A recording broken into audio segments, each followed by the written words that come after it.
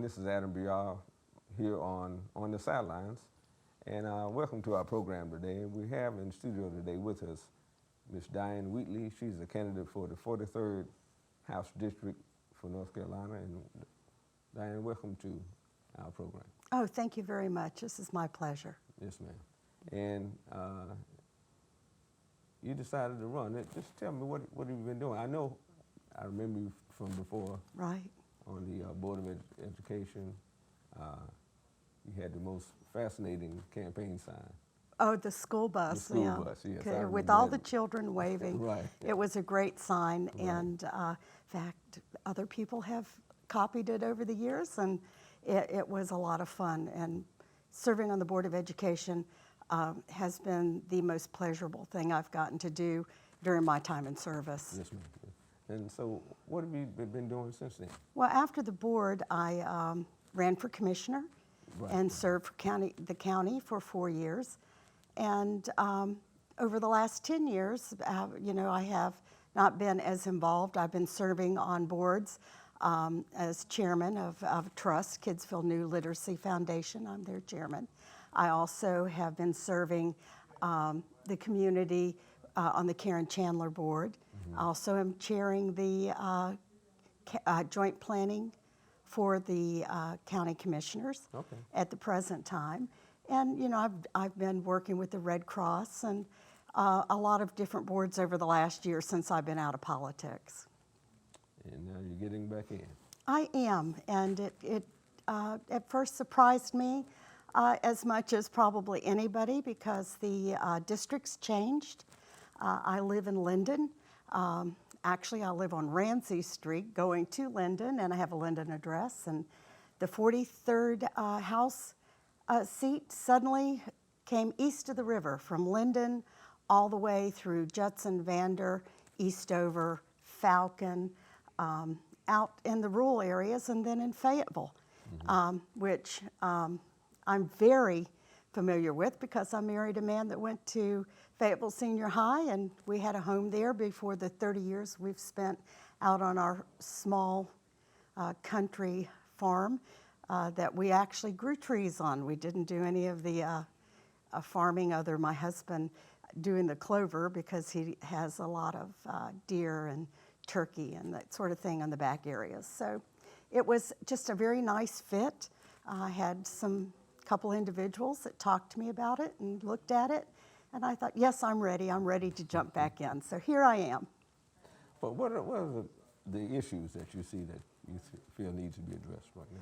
Well, for the state, which is very different than the school board, except for education funding, the majority of it, a lot of it comes from the state. The issues are with health care and economic development for our communities. And I think transportation is still key because without good transportation, jobs, can be harder to come by as far as bringing businesses in. So I see education and economic growth and health care. And there's so many other things, but also a balanced budget, setting priorities, knowing that you can't do everything, that the money belongs to the taxpayers, and you need to be very mindful how you spend money. So I think those are the bigger issues. Well, let's talk education. As a member of the school board, Cumberland County School Board, one of the main things for the county is building infrastructure, building schools. Yes. The state is curriculum and teachers' pay and things of that nature. What are the differences in trying to address it from that side of it? Well, it's interesting you bring that subject up. I was chairman of the board when we passed the last bond that anybody has been able to bring to the table. We built 10 schools. We built them on time and under budget. We added 2 more schools because we were under budget, and those also were built on time and within the budget. So those were 12 school buildings that you had to go out and tell the people your needs and sell the idea and get them to vote for it. I think that the state probably doesn't want to get involved in having to do infrastructure. But the county and the state need to work together on coming up with ways to make sure that funding's available for keeping buildings up and building them. Right, but the state is involved in setting teachers' pay. They are. And what are the challenges you see in that regard? Because, Well, some saying that teachers' pay is not keeping up. it isn't keeping up. It isn't at the national average, which during my time on the Board of Education, we made great strides in seeing that, we advocated with our state representatives and also our national folks and federal dollars in helping with block grants and being able to get funding for supplies and actually dedicating certain amount of money for the classroom just so teachers would be able to purchase what they needed and not always hearing that they had to go spend their own money on supplies. I think that that it's absolutely imperative that our teachers are paid national average. I think that we have to set some priorities in getting the teachers that are at just excellent where they need to be, so they're also mentoring younger teachers and they're being compensated for that. So that's going to take a lot of give and take on both sides of the aisle, and it's going to have to be a priority, and that we all agree to work together to make that happen. That's great, that's great. I'm sure that you being an advocate for that would go a long way. Oh, I have been an advocate. I would love to have been a school teacher instead. I went to nursing school, and that's a good profession as well. It's very similar, very similar. Close. In terms of caring for people and things of that nature. You talked about economic development. What are the major issues with economic development, especially in Eastern North Carolina? Well, if you've been to Raleigh or Durham lately, the boom is just huge. Research Triangle area is growing. Yet here in Cumberland County, we don't seem to be sharing in that growth. And I think that incentives to bring businesses here locally should be something as a delegation that we would work together on if in Raleigh. I'm just amazed at the amount of growth in these larger areas and just don't see it here as quickly and as with much people wanting to come here. And the reason they want to come to areas is because of their school systems, their hospital systems, because of their quality of life issues, like we've now got a ballpark, we have museums, we have we have schools, but we seem to not have that positive outlook on how great our city is and how great our county is. And I think that we need to be able to get those across to folks that want to move here and offer them the incentives to bring their companies here. And we need to be very proactive and get that done. We absolutely cannot just sit back and think people are going to come because we're the greatest place without getting out there and advocating for it. Hopefully by now we know that that's not going to happen because of that.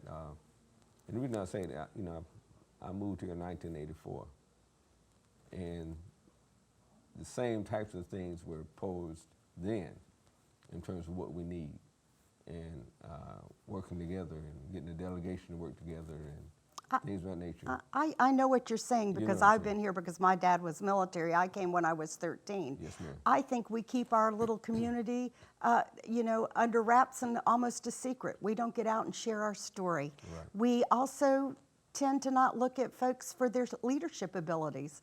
Really, if you have great leaders, they bring in, and they can just be advocates. They can be people that are very positive.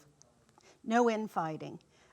Working together, all for common cause, and that would be to make sure that our community shines, and that we're wanting people to move here, and that we're looking to build and to have a place for their families to be happy and to grow. So you'd be willing to work with the local delegation. I say local delegation, I mean, not just the people in the House or the Senate, but the county commissioners and city council. Absolutely. They're all my friends and neighbors, and I know most of them. I think that that's the key, is all working together, communicating, meeting.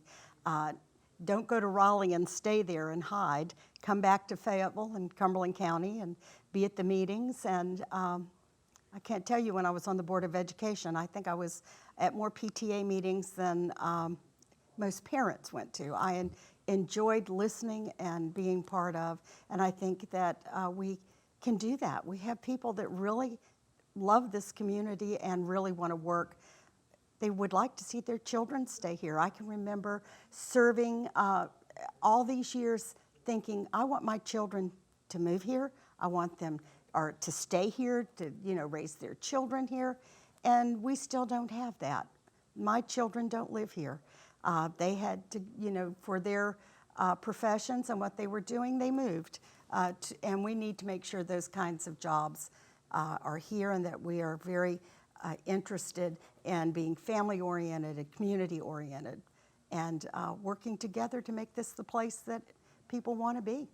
We're on the campus right now of what I think is an excellent institution for the area, Fayetteville State University. What can we do to further improve this campus? The campus here, I'm amazed at the improvements as I just rode around today and see the new buildings. Again, communication, letting people know it's here, advocating, that for folks to send their children here, making sure that funding is, where it needs to be. You have people on your board of trustees that work diligently to make sure that this university gets what it needs, and it needs to be a centerpiece for the entire community. Again, we have Fayetteville Technical Community College, we have Methodist University, Campbell's not very far away, and Fayetteville State University. And those are the things that bring people to a community, but sometimes you have to really get out there and shout about it. That's true, it's true. We've seen much change in downtown Fayetteville, as a matter of fact, with the new stadium that's being constructed, the proposed museum, well, not museum, Civil War Center. And Reconstruction Center is coming about. All these things are being touted as things that we can build upon and improve upon. Do you see more of that happening from this state side, state legislature?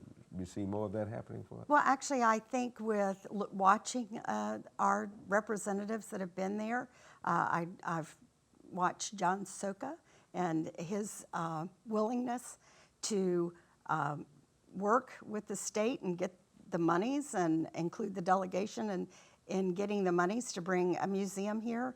I do see more of that happening, and we are a prime location. We have the beautiful Cape Fear River. We have now that we have our ball field, and we're looking at an athletic center. But the biggest thing is always being mindful on how we pay for these things. Right. High taxes keep people away. Schools are so important on how they perform and what the students' outcomes are.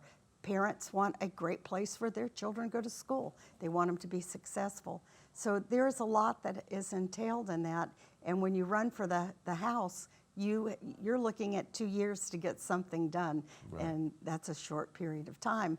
But if you work together, you can do it. Very good. Well, Diane, I appreciate you coming on our program today and talking to our viewers. And wish you the best. And during the general election, you're going to come back.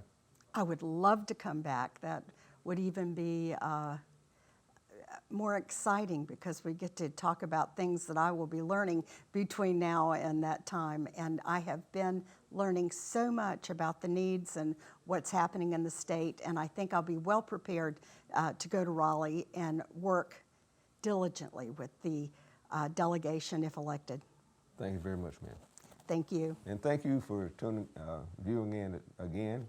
And we'll look forward for other programming we'll have coming up in the future. Thank you very much.